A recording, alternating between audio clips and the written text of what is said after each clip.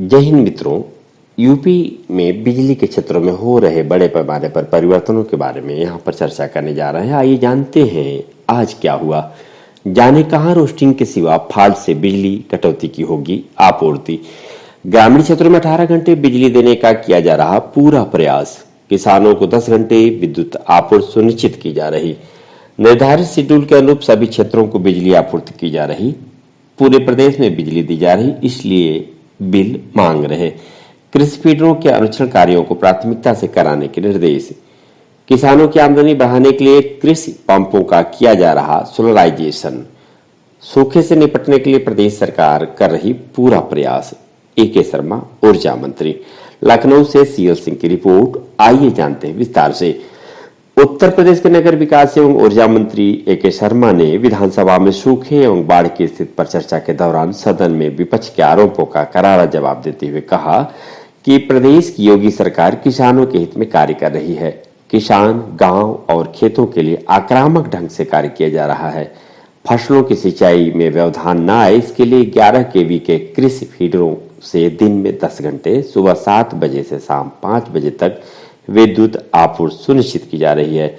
UPPCL ने यह भी निर्णय लिया है कि स्थानीय कारणों और फाल्ट से किसानों के लिए निर्धारित 10 घंटे की विद्युत आपूर्ति में बाधा आती है तो उसकी पूर्ति निर्धारित रोस्टर के पश्चात हर हाल में की जाएगी।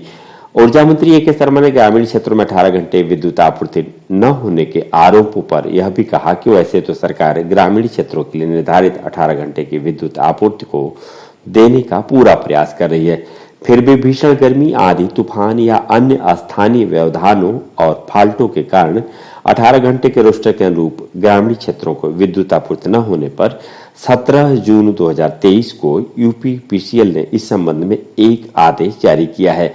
विद्युत आपूर्ति की उस कमी को शेड्यूल के बाद पूरा किया जाएगा।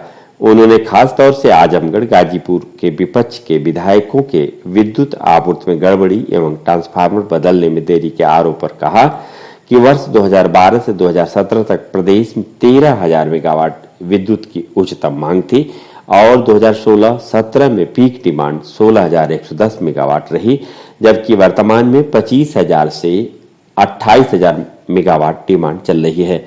इस वर्ष की अधिकतम मांग 28,284 मेगावाट रही। अभी 9 अगस्त को 16,494 मेगावाट प्रदेश की सबसे कम डिमांड थी। इसी प्रकार वर्ष 2022-23 में पूरे देश में 15.11 लाख मिलियन यूनिट बिजली खपत हुई, जिसमें महाराष्ट्र की 12% सर्वाधिक खपत रही। इसके बाद उत्तर प्रदेश की 9.5% खपत रही। वर्ष 2022-23 में महाराष्ट्र की पीक डिमांड 28,846 मेगावाट थी और उत्तर प्रदेश की पीक डिमांड 28,284 मेगावाट रही, जो साबित कर रहा है कि हम देश में सर्वाधिक विद्युत उपभोगकर्ता बनने जा रहे हैं। ए.के. शर्मा ने कहा कि विगत 70 सालों में कुल 10.65 लाख नलकूप कनेक्शन दिए गए। योगी के 6 वर्षों के शासन में 4 लाख अतिरिक्त कनेक्शन देने से अब 14.65 लाख नलकूप कनेक्शन हो गए हैं। इसी प्रकार आजादी के 70 सालों में 12 लाख ट्रांसफार्मर लगाए गए, लेकिन वर्ष 2017 से अब तक में 2.50 लाख अतिरिक्त ट्रांसफार्मर लगाने से अब 14.36 लाख ट्रांसफार्मर हो गए।